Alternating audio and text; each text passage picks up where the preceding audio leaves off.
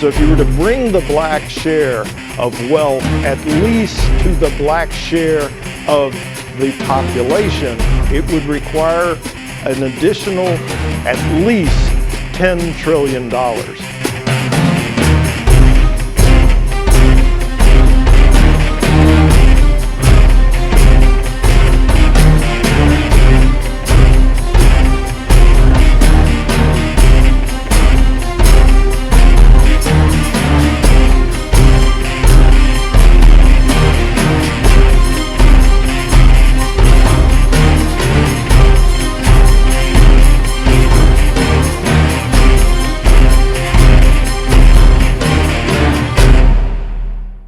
The 6th California Reparations Task Force meeting is scheduled for Thursday, January 27th and Friday, January 28th, 2022. All California Reparations Task Force meetings are open to the public and welcome public comment. Amend the Mass Media Group provides coverage of all California Reparations Task Force meetings.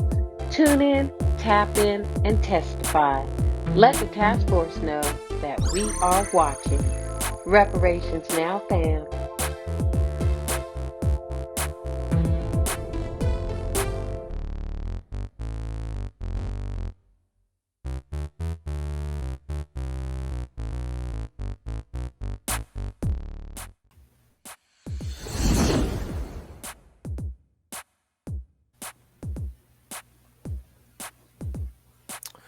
All right. Wow, this is a sad story. But Ashe to Ian Alexander Jr. So let's go. He is such a bright light. Regina King reveals her only child has passed away at 26 by suicide. Celebrities and social media send their condolences. The son of Oscar-winning actress Regina King has died by suicide after celebrating his birthday on Wednesday, January the 19th. Ian Alexander Jr. was 26 years old.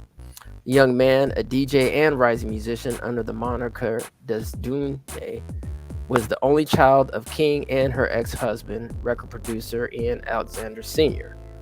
The young star had released a single titled Green Eyes on January 7th and had performances scheduled in Los Angeles later this month. Ashe, young King, that is a very sad story. Keep Regina lifted in your prayers. Yep.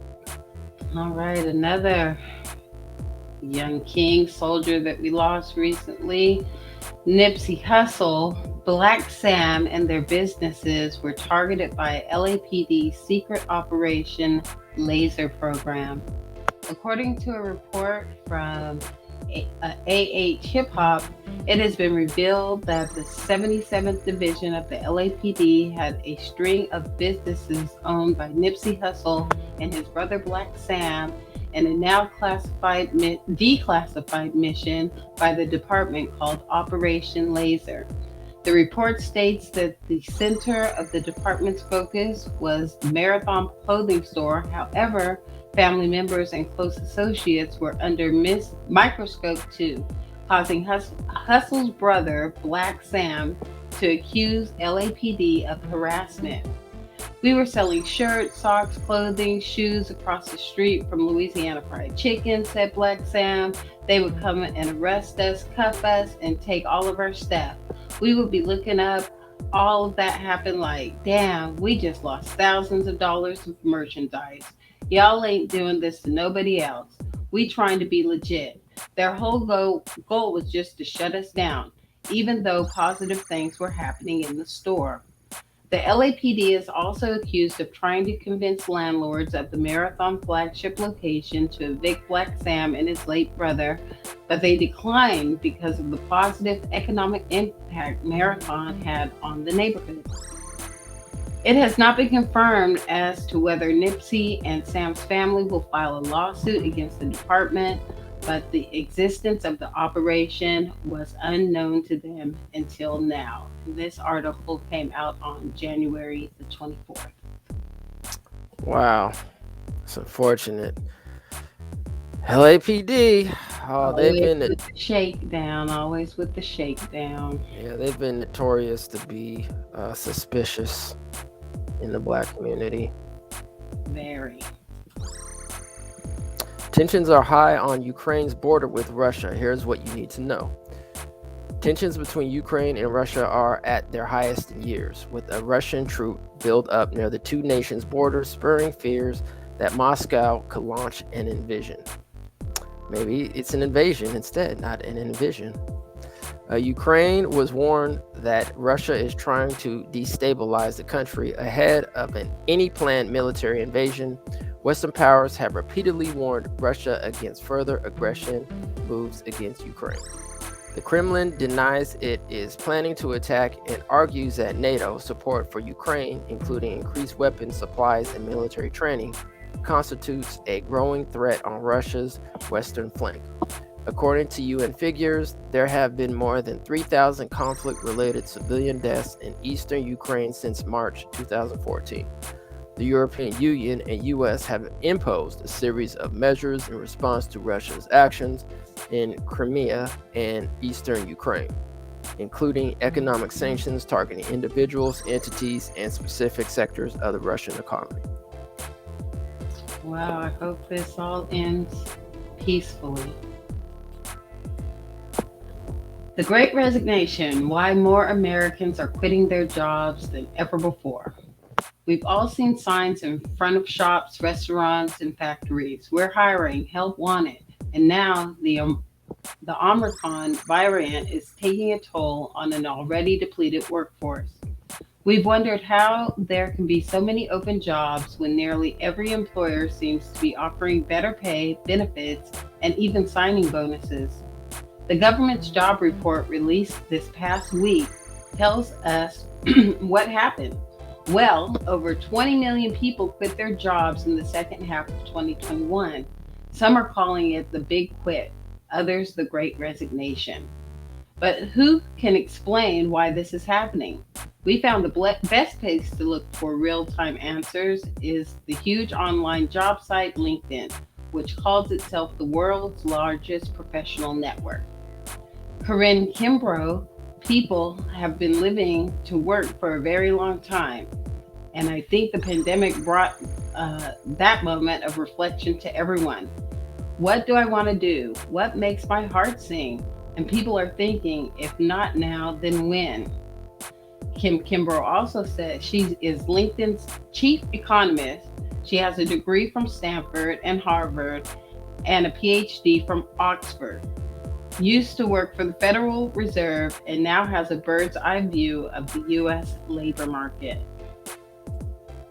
20 million people said peace out. Yep. Yeah, I was more part of the great get to stepping. That's funny. Republicans don't need to win elections. They already won the Supreme Court. On Monday, the nation's most powerful policymaking body signaled that it will soon decide the fate of race-conscious admissions policy in higher education.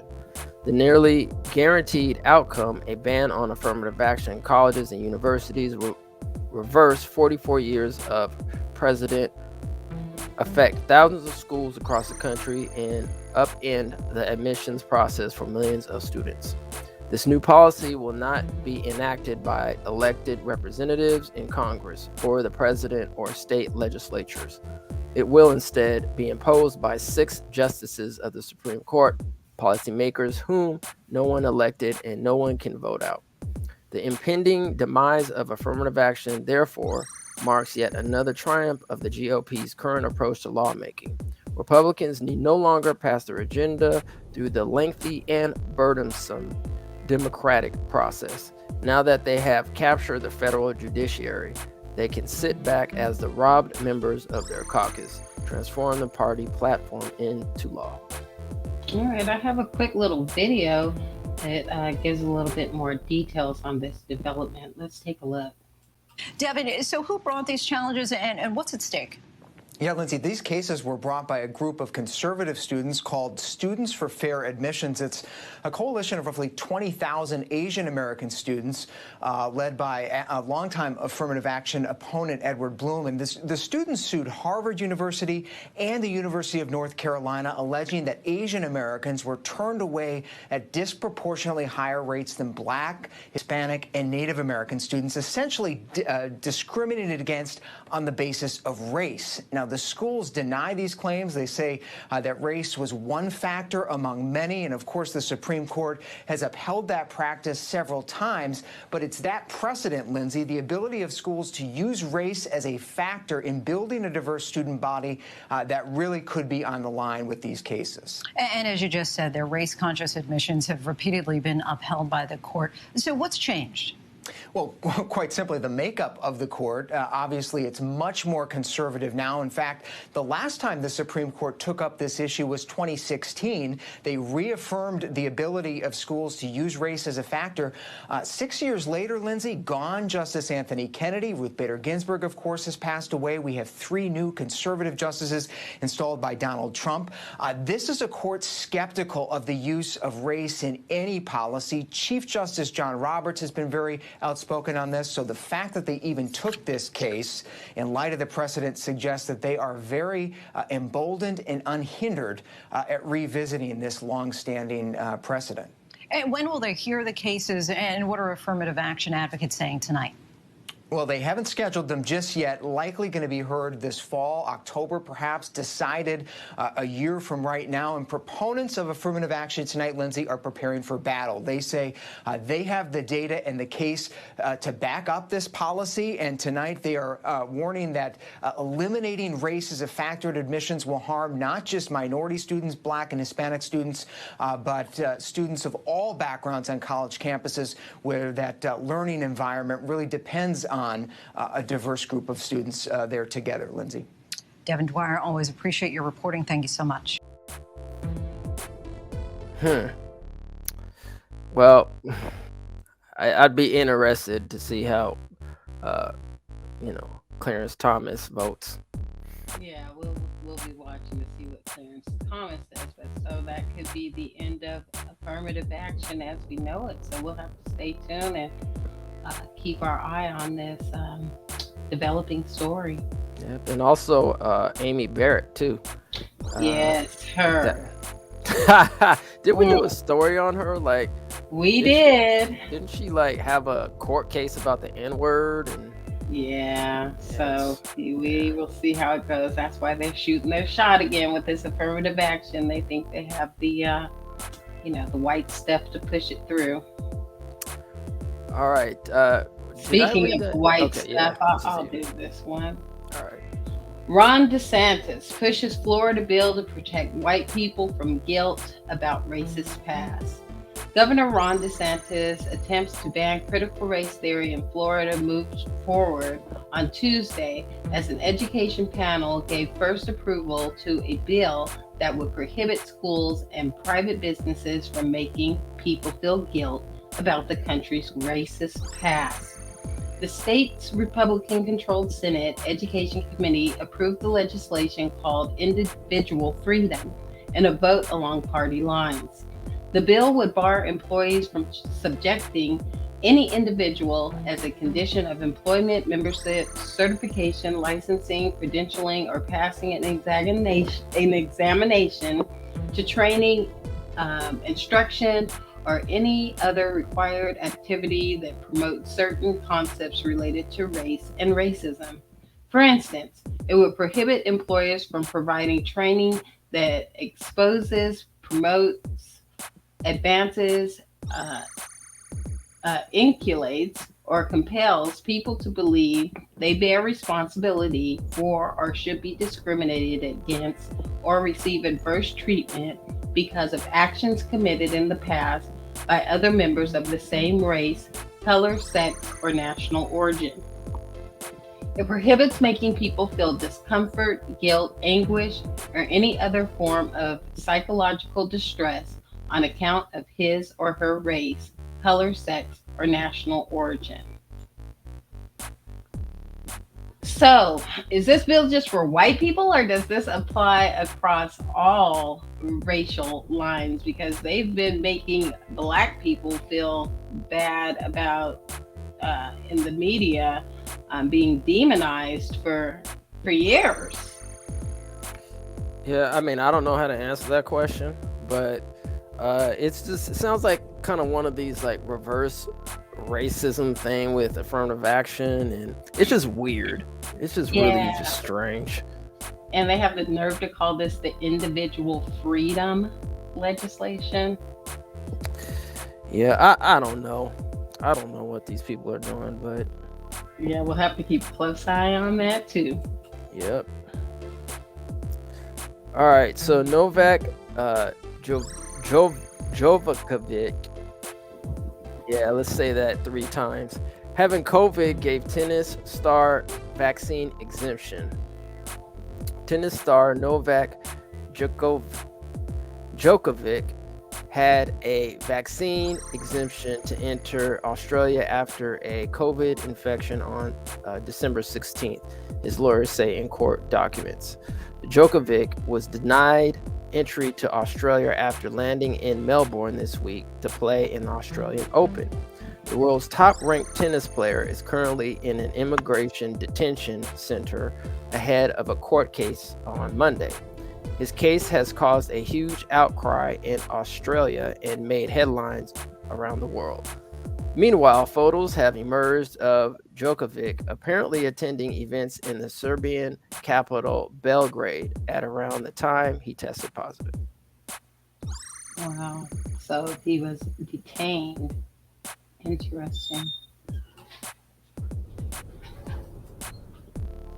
Okay, Cardi B scores big win in court. Rapper is awarded $1.2 million in suit against blogger Tasha K over drug accusations. According to court documents obtained by Radar, a jury in Georgia found blogger Tasha K liable for defamation, invasion of privacy, and intentional infliction of emotional distress against the WAP rapper 29, after she alleged Cardi had previously been an escort, claimed she had contracted herpes, and said her sources told her Cardi was into hard drugs. The court awarded the songwriter $1 million in general damages and $250K for medical expenses, for a total of $1.25 million. The YouTuber made the false allegations in 2019 via several videos, which Cardi reportedly claimed caused her extreme emotional distress. After the New York native submitted medical records to the court, the judge ruled that Cardi did not have herpes, despite the internet personality's claim. Tasha later attempted to sue the chart topper, once again alleging she was threatened by Cardi's fan, but the judge quickly dismissed the motion. Upon taking the stand, the mother of 2 claimed the false allegations against her left her extremely suicidal and led to weight loss and anxiety. Only an evil person would do that, S.H.I. Tut, the former American Music Awards host, stated, adding that the ordeal took a toll on her marriage to husband Offset, leading them to seek counseling. Cardi also alleged people came after her online, with trolls commenting on photos with her and her daughter Culture, 3, asking if she should be having contact with her kid if she had herpes. Now, I actually used to listen to Tasha K back when all of this was going on. And you know, Cardi did send her several cease and desist. She had the opportunity to pull the videos down, but she stood her square and went to court, and this is the outcome. And actually, that was a article from Monday. Tuesday, actually, there's an update to that. Now the grand total has come to $3.8 million because the judge tacked on punitive damages. Wow. Yeah, Tasha K, she has a pretty big following. I really don't follow her like that, But I am familiar with her, and I think I've seen a couple of her episodes. She's the one who does the wine thing, right? Yes, the Yeah. winos, the winos. Yeah. So yeah, I'm not honestly. This is interesting because I really wasn't. I mean, I kind of heard about this, but I wasn't too familiar with it. And actually, I didn't know Tasha K was even involved with it. Like, she was the one who was in the lawsuit. So yes, this is. But do you think this sets a informative. precedence for other YouTubers? I mean, do you think that there will be some kind of policy or regulatory changes that come out of this? Well, I think there's a difference. I mean, I could be wrong. I'm not a lawyer, so disclaimer here. Just ahead, this is my Hey. opinion. Yeah. Yeah, just have to throw it out there. So this ain't got nothing to do with him in the mass media group. But yeah, I mean, if you're just giving information, right? You're just like any other news outlet. But when it comes to defamation, that's a whole other thing, because this seemed like it was kind of more personal on her person.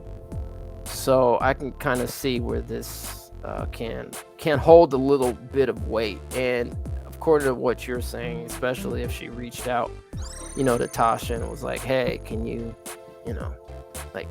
take it down, or at least rephrase what you're saying, because it's false, accusations, and then there is some responsibility. And that's why I think it's really important that you have credible sources.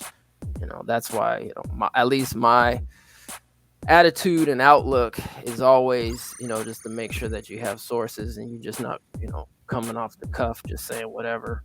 Right. That's why ETM Media Group always provides a corresponding link. Absolutely. Federal trial in George Floyd's death. Prosecutors argue in custody is in your care. Opening statements in the federal trial of 3 former Minneapolis police officers got underway Monday morning. J. Alexander Quang, Tao, and Thomas Lane are on trial in St. Paul's Federal Courthouse. Derek Chauvin was found guilty of murder in a state trial last year, and in December pleaded guilty to similar federal charges that his 3 former co-workers now stand trial for. All 3 former officers are accused of violating Floyd's civil rights when they failed to provide medical help when he lost consciousness and then lost a pulse. Thao and Quang are also accused of failing to intervene in Chauvin's use of force. Lane is not facing this charge, as he twice asked about rolling Floyd on his side to help him breathe.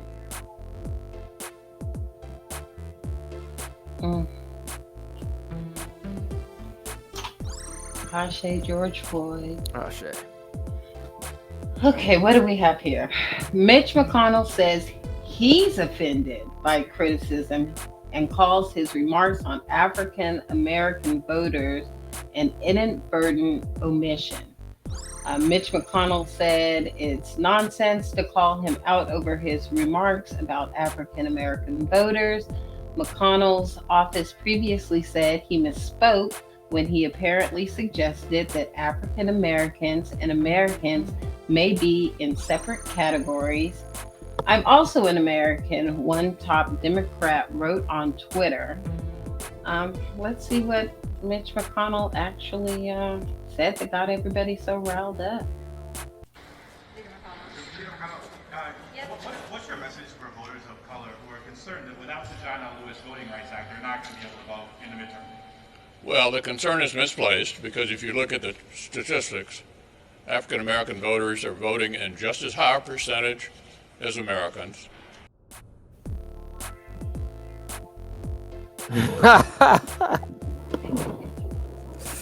Mitch, please. Oh, Mitch, man. Maybe what he should have said or meant to say is that African Americans vote. Our Americans built this country and are owed an American inheritance, is what he needs to be saying. Well, yeah, reparations, obviously. But, I mean, he could have just said African Americans like any other American. Like, I don't That was just He said the quiet part wow. out loud. This is how they Yeah. probably always talk behind closed doors, but Wow. yeah. So that's in the news.